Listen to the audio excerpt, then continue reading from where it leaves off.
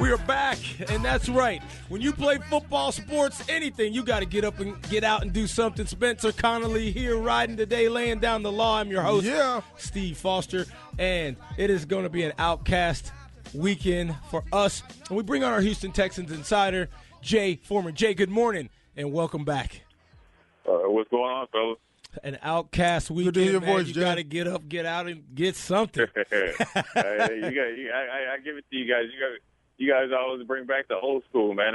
Let me reminisce a little bit. Absolutely, absolutely. And before we get into the Houston Texans, an awesome piece about Brooke Behringer on the Big Ten Network, and you were a national champion Husker, and around the program during that time and know about that incident. Brooke Behringer, a great quarterback for the national champions before you were a national champion, and I thought it was a great piece. It's going to air again for those folks that missed it on Big Ten Network. I don't know if you got a chance to see any of the previews or any of that with what's going on. Yeah, I mean, I saw the previews. I lived it. That was my first 2 years. Brooke was there. Oddly enough, I saw him, earlier that morning before he passed away in the airplane crash. So, it was an interesting story. It's always funny how, the recollection, comes back for certain guys, certain players, just, for the simple fact there was, a lot of animosity to where, between Brooke and Tommy. I mean, Tommy was the clear-cut starter, but, right.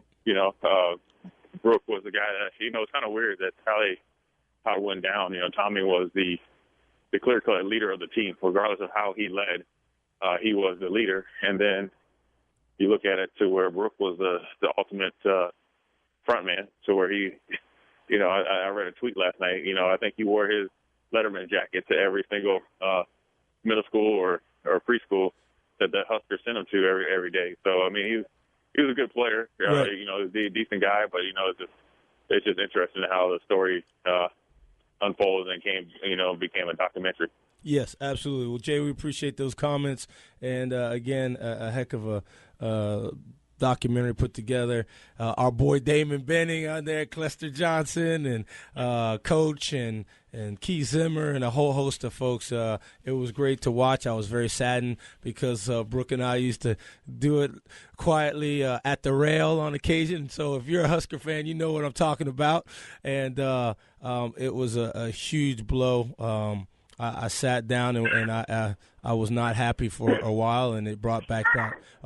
Let's get into Monday Night Football, Jay Foreman. And did you ever get a chance to play on Monday night, Jay? Yeah, I played on Monday night in Buffalo a couple times against the Colts and then against the Dolphins. So, it's a different feeling. It's almost like playing in a national championship game because you are the only show in town. You're the only game that's on. So it's a privilege, but then it's exciting too because all your peers and everybody else that maybe plays your position is watching you. So there's a lot of excitement, I imagine, in Houston.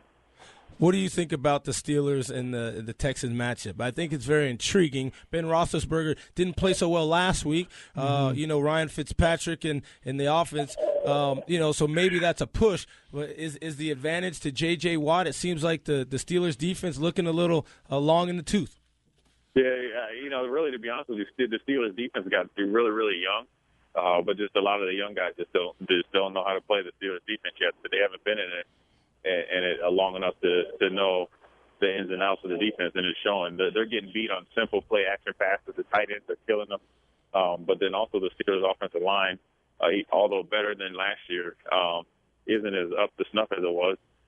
Even though they have one of the best rushing attacks in the league, but Ben Roethlisberger likes to pass. So essentially, he has Todd Haley handcuffed to the point that where he's passing line. Now, where that does, that creates tons of opportunity for J.J. Watt and company to get to the quarterback. Hopefully, Jadeveon Clowney is going to play this week because he will be felt just by his presence alone. But then also, it'll be interesting to see, the chess match on both the offensive coordinators, who can establish a run and who can kind of play keep away from the other quarterback. Absolutely. Jay, Andre Johnson, Arian Foster, the marquee offensive weapons, do they get an opportunity to get back on track then today against that young Steeler defense? Yeah, I think they do, just because, with Ike Taylor being out, the Steelers don't have that one lockdown corner. And so, that's going to bode well for the passing attack, where the Texans need to really do. They need to get Arian Foster started, and that's going to open up the passing game. And, their offensive line needs to play better. Every position group is taking a week to play not bad but terrible and horrible, and really puts Ryan Fitzpatrick and everybody else, at risk. So, they get an extra day of preparation. They know the holes in the Pittsburgh Steelers defense, so they really need to take advantage of it. Well, as we always ask, what's your score prediction for that Monday night matchup that most of the country who appreciates football will be watching? I think that I think the Steelers will win. They're 7-0 at Heinz Field on Monday night. They play pretty good. I think the way they got embarrassed and the way Mike Tomlin has gotten after players this week, I envision them to play pretty well. I generally don't like going against the Texans, but I think what Ben Roethlisberger will like to do or try to do was exploit some of the DJ Swinger's inefficiencies in pass coverage, along with Heath Miller. I think it's not going to be a good night for the Texans. It won't bode well, just because I think that they'll be able to move the ball and score, and score enough points to where the Texans' offense isn't a well-oiled machine yet, and then therefore they can just hold the lead off. And it'll probably be 27-21, but it'll be a good game. But I think Steelers will take control early and often. You are a man who is transparent and honest. And that's what we want the listeners to know, because you've played in the NFL. You've seen it. Your dad, one of the greatest running backs of all time in the NFL, Chuck Foreman. And, your family understands this game, the business of this game. And, hey, if you see it that way, yes, you're merely one man, but the heck of a man in our Houston, Texas Insider. And, Jay, I really hope that we can possibly see you in Central Texas maybe as early as next week. Yeah, maybe next week, maybe the week after. Okay. Spence, you got a question? What's up, man? Jay, Spence here. I mean, we can't get 21-17, 24. We can't get something a little closer. I really think that Houston, and I really do, and I appreciate everything you said. I just think that Houston's defensive front is going to be a lot more disruptive. It's going to cause Roethlisberger a lot more problems than what we may be predicting at this point. Yeah. The problem is just on the back end. DJ Swearinger has been been exploited, and Todd Haley and those guys will change that and do it again. So that's the reason why. There it is. And I appreciate it. I do. All right, Jay. Well, listen, man, we will certainly stay in touch offline. Appreciate your insight as our Houston Texans Insider. You look great on TV. Where can people find you, Jay, if they want to catch up with you during the week or on TV? All right, man. Thanks. Okay. All right. Maybe he going incognito this week. Yeah. Actually, you can find him on Twitter, Foreman5556. So hit him up there and let him know that you want to find him and whatnot. You have a little heartburn and consternation about that, huh? Yeah, maybe it's because I'm just prejudiced, and I'm just so Texas heavy. I'm but going to if he gives you a realistic look, I'm not taking that from him. Right. And I think, but it's one or the other. If you're struggling up front, right, you're asking, you need a stronger back end. Okay. And to me, so since they're strong up front, I believe that could help the back end. Because if you're disruptive, balls aren't coming on time, and then Roethlisberger is a master, though, at extending the play. He's a lot bigger than people think he is, and you've seen him time in and time. I usually have him as my fantasy quarterback in a league somewhere. He can shake off. Now, I don't know if he can shake off a J.J. Watt. That'll be an interesting proposition, especially if it's along with the Jadainian Romo Clowney. Did it.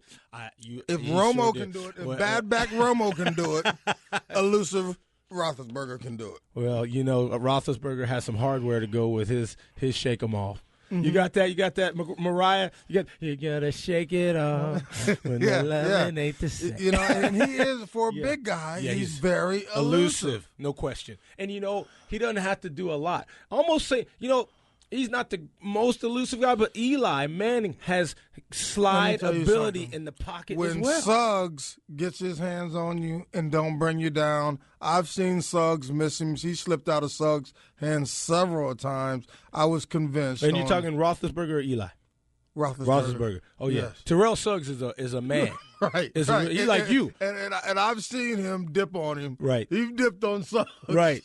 And people don't realize – we play this game, and you know, Spencer now and myself, you know, we're on the retired list. However, the motor and the high intensity, if you don't ever go to a professional or a top 5 D1 program and are on the sidelines and see how fast we move, I think that's the speed of the game with that much force and power coming off an edge or coming up the middle. I don't think people really have a true appreciation. You know, you can have Samsungs and projection TVs. Now, I don't care until you get and there you know what it is, Steve? You try to hit somebody like you. You're 290 pounds, and that's not easy to do because you are coming. Remember, you played running back before. You played a little quarterback, end around, reverse. So it's not like you're non-athletic.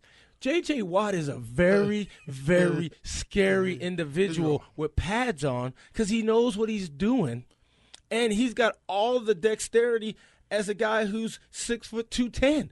But the majority of people, Steve, they're either quick to forget or they've never been hit to understand that it doesn't take a lot. Like if something hurts on me, man, you're a big old boy. Ain't nothing wrong with you. You shouldn't be hurt. The human body, period, is fragile. So when you really, we're fragile. You know what I mean? There's people that have torn ACLs that didn't do it playing sports. Right. So clearly, you know, the level of intensity on how that accident happened isn't the same when it happens on Sunday. Maybe they don't have the training. I'm a freak on the training.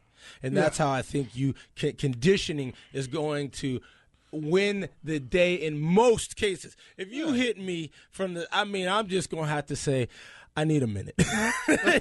You know?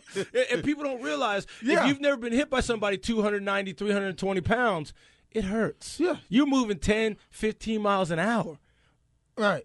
And it's just going to be a great matchup. But I respect the fact that, hey, if he says this is what I see as a former starting middle linebacker in the NFL, I can't argue with him. Now you can, but I'm not. No. It's again, we're going right back to Howard. This is why they play the game. Somebody's going to report something in the game. This is Howard Cosell, and we are here at Heinz Field, laying down the law. The Houston Texans, they come in at a paltry 3-4 against the home team, Pittsburgh Steelers. When he would talk about Bradshaw and Swan and then Staubach and all that. The work he did. You need to hear his voice, y'all. Even his relationship. Yes. People don't understand how close, how good of friends he was with Muhammad Ali. Yes. You know, other than how they portrayed in the media. Right. And Sugar Ray and all those guys. Don't even get me started. Sugar Ray and now you have guys run from these guys when they see them coming. Either that or they don't take some time to really get to know them before they report out a story. That's my biggest heartburn because I've had people put stories out on me and they didn't know who I was. They didn't know that they could ask me how I felt or, more importantly, what I thought about the situation. Look, we're going to come back. We're going to take a sidebar. Chico is not here, but we're going to talk to him. No, you can't go anywhere. In our next segment, the AAU Focus on You Sports, so stay with us right here on 1250 AM ESPN San Antonio and Laying Down the Law.